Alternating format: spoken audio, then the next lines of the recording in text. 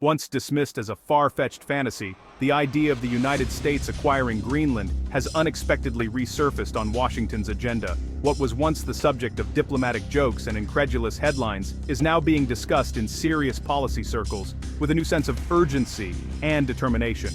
This time, the conversation carries a much harder edge, one that signals a shift from mere curiosity to strategic calculation. Reports emerging from late 2025 revealed that a growing faction within U.S. foreign policy circles is not only revisiting the idea of purchasing Greenland, but is also exploring more aggressive, even coercive, scenarios for taking the island from Denmark. The rationale behind this renewed fixation is multifaceted and deeply rooted in national security concerns. Media, news headlines about Greenland and U.S. foreign policy, U.S. policymakers reviewing Arctic maps, map animation showing Greenland's location and resources.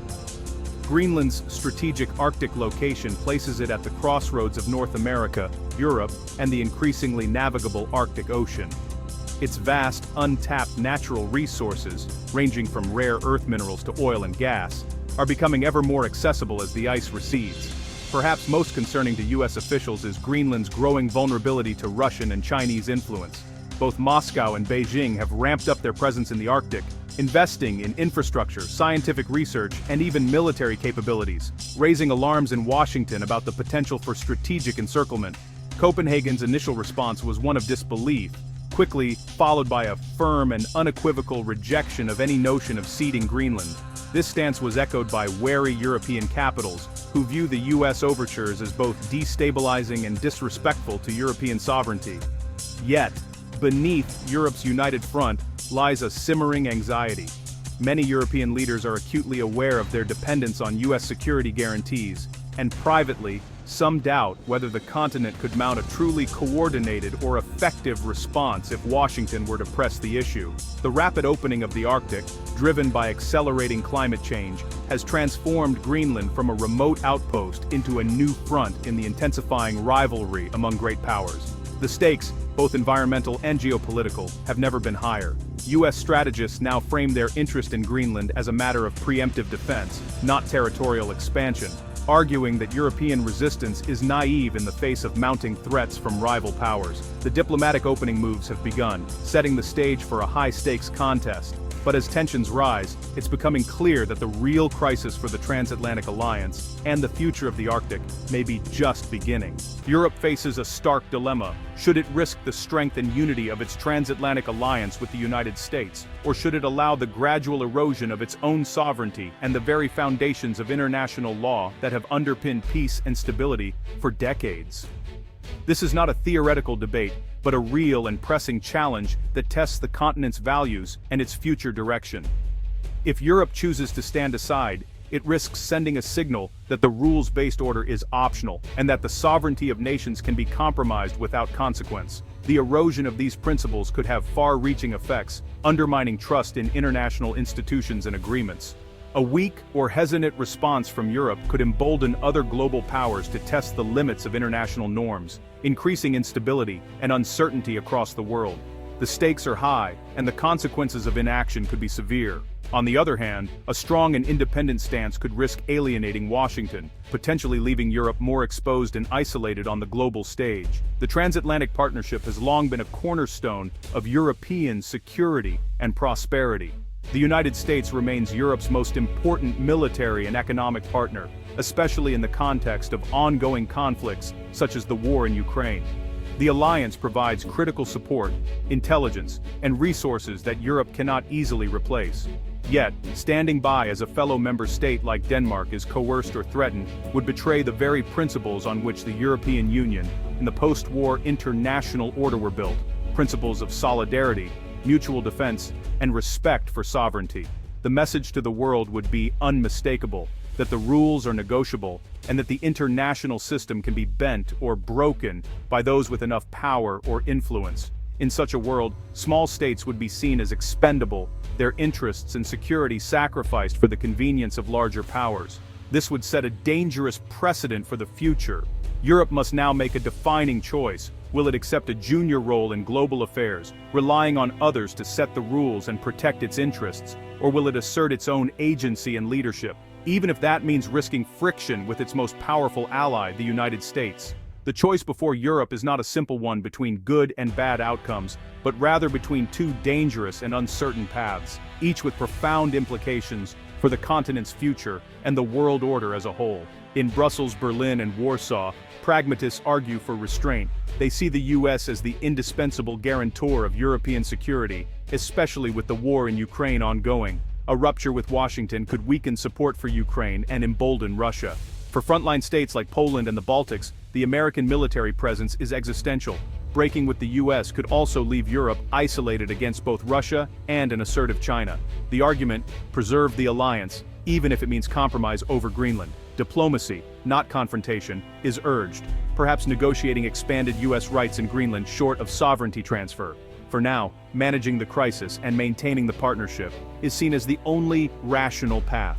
Others, led by France and EU institutions, insist Europe cannot yield. International law forbids the use of force to acquire territory. If the US breaks this norm, the system collapses. Failing to act would set a precedent for China or Russia to seize territory elsewhere.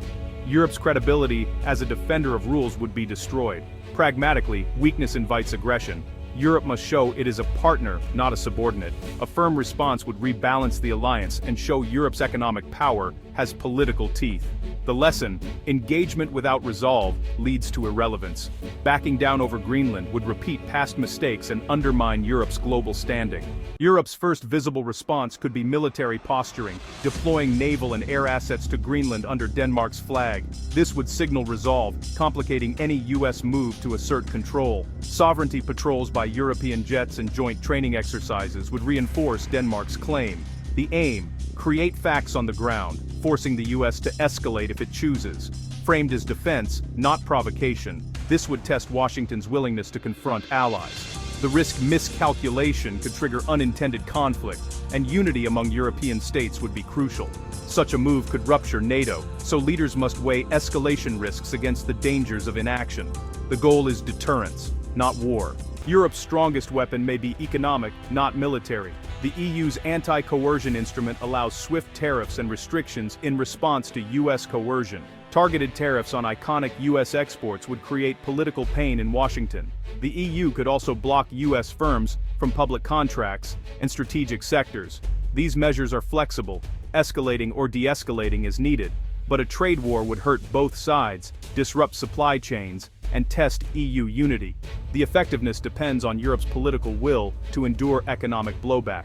Economic power is only as strong as the resolve to use it. Europe could threaten financial warfare by selling US Treasury bonds, driving up American borrowing costs. This would shake global markets and threaten a US recession. The mere threat could serve as a powerful deterrent, rattling Washington's financial establishment.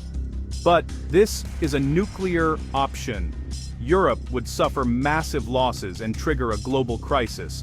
The interconnectedness of the financial system means mutual destruction.